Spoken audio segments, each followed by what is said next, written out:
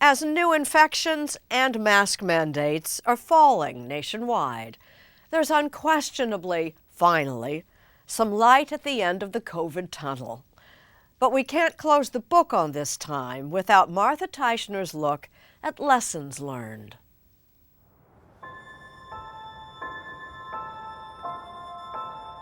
(1890 to 1918, 1917 to 1918. Look at the dates. Every person buried on this snowy slope died within days, weeks of each other, here in Barre, Vermont. They're all 1918. Yep, it's pretty humbling.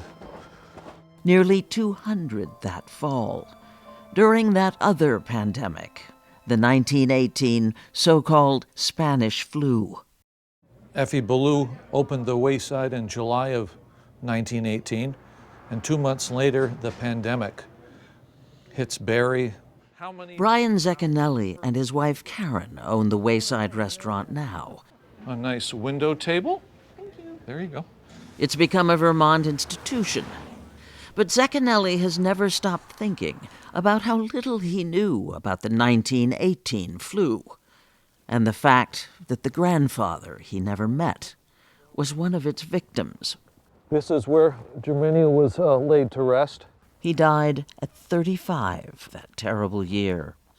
Germinio Zecchinelli, like so many other Italian stonecutters, had moved to Barre to quarry granite, to carve the nation's gravestones, and often each other's, as it turned out.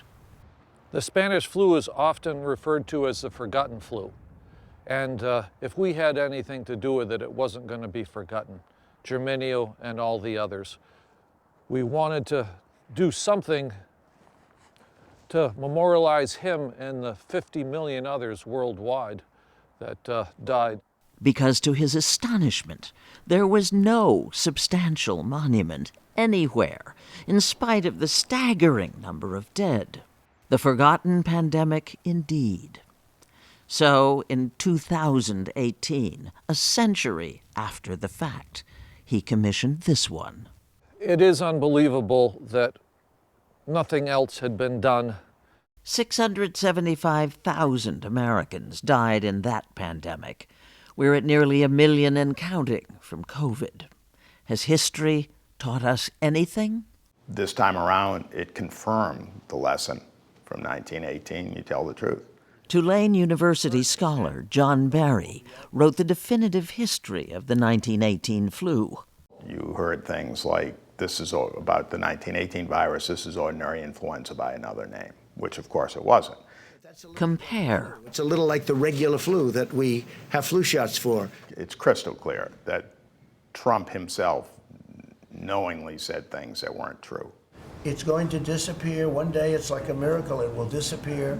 And what did confusion There really is no reason right now for people to run out and buy masks over the constantly evolving science Keep the mask on. due to trust and compliance? He went from no masks to you must wear a mask to you must wear 2 masks. You know, trust, truth, they're all interconnected. Was the result the same then and now? Well, clearly people who might otherwise have been alive died in 1918, and clearly this time around people didn't believe the truth when they were told the truth. You know, the misinformation, the active attacks on vaccines, there's no question it's killed people. We're already forgetting. Even before the pandemic is over, we're already forgetting the pandemic. Martha Lincoln is a medical anthropologist at San Francisco State University who sees 1918 amnesia happening again. I foresee, at best, a long struggle about whether we will remember really at all.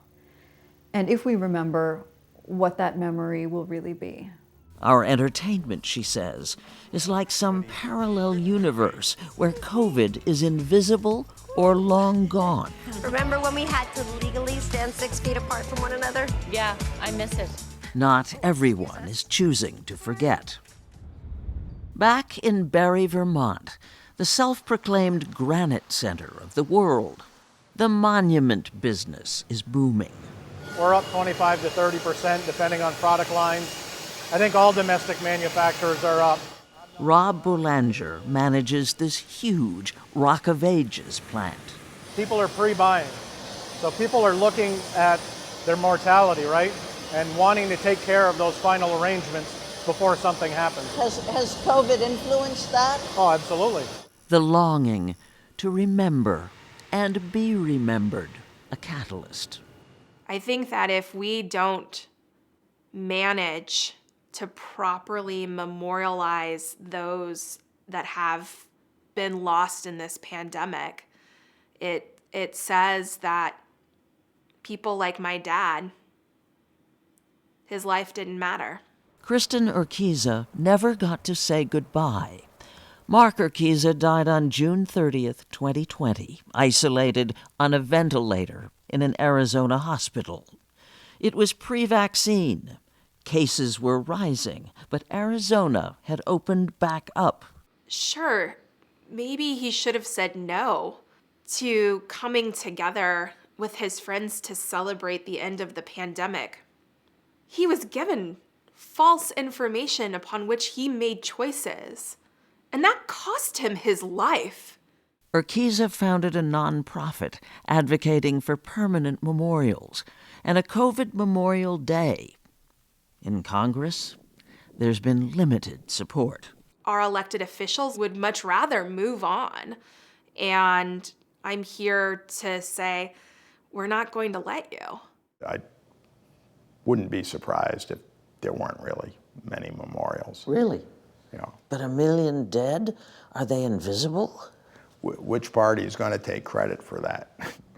You know, there's been an effort to create a COVID commission like the 9/11 commission, which unfortunately nobody seems eager to accept. For John Barry, the 1918 flu should be justification enough, proof of the cost in human lives of forgetting. There will be another pandemic. If we allow the lessons that could be learned from this not to be learned, then we are really fools.